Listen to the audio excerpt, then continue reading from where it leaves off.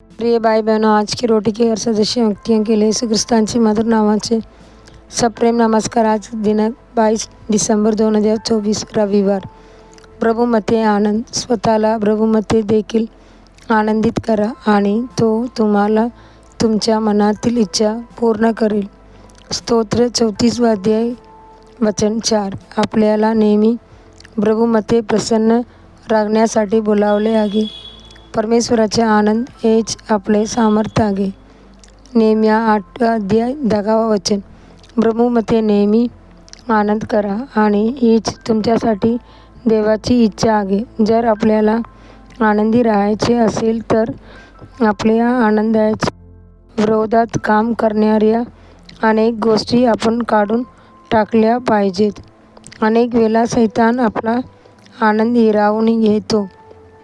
तो चोरी, ठार आणि नष्ट करण्यासाठी येतो। आपली स्वतःची पापे आणि अधर्म देखील आपला आनंद नष्ट करतात।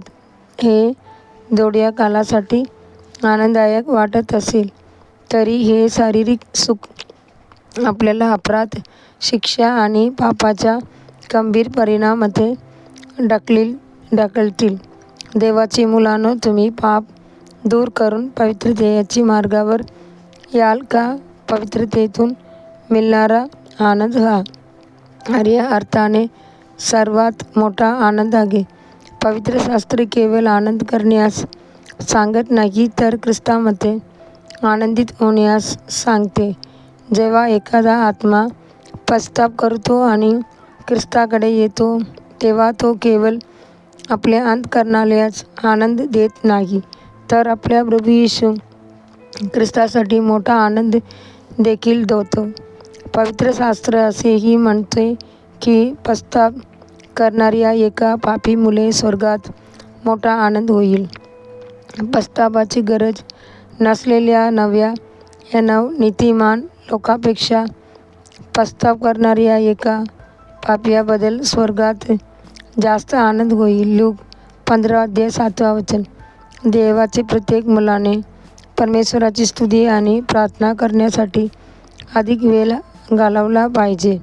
आपण प्रार्थना करत राहिलो तरच आपल्या हृदयातील सर्व ओझे निघून जातात। आपल्याला काळजी करण्यासारख्या हजारो गोष्टी असू शकतात। असंख्य दुष्ट माणसे घाबरतात आणि अनेक जण हसू ढालत असतात।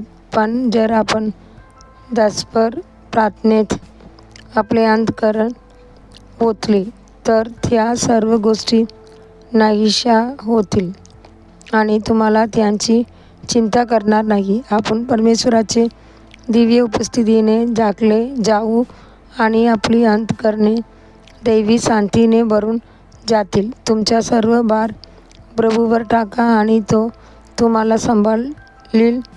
तुमची सर्व काळजी त्याच्यावर टाका कारण त्याला तुमची काळजी आहे आणि तुमचे दुःख आनंदात बदलेल। जॉन 16 अध्याय 20 वचन। इस्रायलची राजा परमेश्वर तुमच्या मध्ये आहे, तुला यापुढे आपत्ती दिसणार नाही। सफन्या 3 अध्याय 15 वचन। देवाची मुलांनो, प्रभू येशू ख्रिस्ताला त्यांची येण्याची वेळी समोरासमोर बघण्याची आनंद सर्व आनंदांपैकी सर्वात मोठा आणि गौरवशाली असेल। आपला प्रभू येशू लवकरच येत आहे। पुढील चिंतनासाठी श्लोक म्हणून प्रभूचे खंडणी केलेले लोक परत येतील आणि त्यांच्या डोक्यावर चिरंतन आनंद घेऊन गाऊन सियोनला येतील। त्यांना आनंद आणि आनंद मिळेल। दुःखी आणि उसासे दूर पळून जातील। येसाया 51 अध्याय 11 वचन। दिवसासाठी बायबल वचन सकाळी मिका 6 अध्याय 7 अध्याय। संध्याकाळी प्रकटीकरण 13 अध्याय। धन्यवाद।